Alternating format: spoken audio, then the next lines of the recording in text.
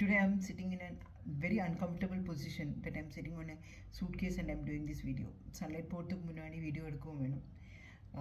சேர் அது இதெல்லாம் எங்கெங்கேயும் இருக்குது. So I'm not able to find it out.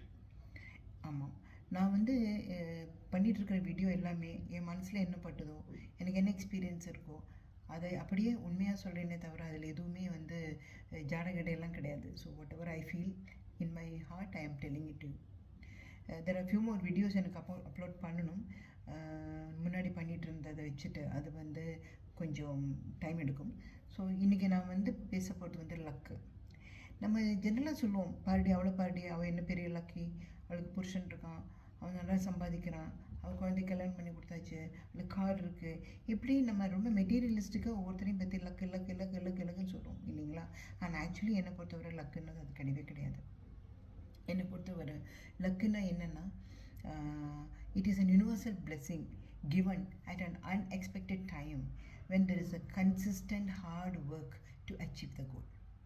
For example, I am telling you one small example. ஒரு சின்ன உதாரணம் சொல்கிறேன். என் டாட்டர் வந்து காசிக்கு போகணுன்னு நினச்சிட்டு இருந்தாங்க. அவள் என்னோட இவ்வளோ சின்ன பொண்ணு. நான் அவனுக்கு பல வருஷமாக காசிக்கு போகணுன்னு நினச்சிட்டு இருந்தேன். ஆனால் அவளுக்கு ஒரு பிரமாதமான வேலை கிடச்சிது. அந்த வேலை கிடைச்சதே வந்து காசியில் தான். அப்போ நானும் அவளும் சேர்ந்து காசிக்கு போனோம். காசின்றது வந்து புது இடம் இல்லையா? அப்போது வந்து நான் அங்கே தங்கியிருக்கிற ஹோட்டலில் இருக்கிற மேனேஜர் எங்களை ஹெல்ப் பண்ணார். he came as a guide for us. Okay, he took us for a visit.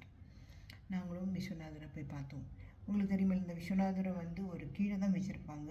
நமக்கு அங்கே பால் ஊற்றலாம், தொழலாம், வில்லும் போடலாம், நமஸ்காரம் பண்ணலாம், இவ்வளோ தான் இருக்கும். பெருசாலாம் நமக்கு சாதாரணமாக பார்க்குற கோவிலில் பார்க்குற மாதிரியோ பண்ணுற மாதிரியோ பண்ண முடியாது. So you have to sit along with him at the down position. It been a down position. அப்போது அது பண்ணி முடிச்சுட்டு அங்கே ஒரு சாமியார் உட்காந்துருந்தார். அவர் வந்து விஸ்வநாதர் கழுத்துலேருந்து எடுத்த மாலை எடுத்து போட்டுட்டு இருந்தார். ஐ மீன் கையில் எடுத்து தூக்கி போட்டார். தூக்கி போட்டப்போ அது என் கழுத்தில் வந்து விழுந்தது. ஆக்சுவலி ஒரு 10-15 நிமிஷம் முன்னாடி அந்த சாமியார் எடுத்து போடுறத பார்த்தே மனசில் நினச்சேன், என் கழுத்துலேயும் வந்து விழுந்தது. அது இப்படி நடந்து போச்சு. So I was very happy about it. உடனே என் பொண்ணு சொன்னேன், பாரும்மா, யூ ஆர் ஸோ லக்கி, உனக்கு பாரு சாமி கழுத்தில் போட்ட மாலை உனக்கு கிடச்சிதுன்ட்டு. ஆனால் அவளுக்கு தெரியவே இல்லை. அவளால் தான் நான் நீங்கள் வந்திருக்கேன்னு அவளுக்கு தெரியல.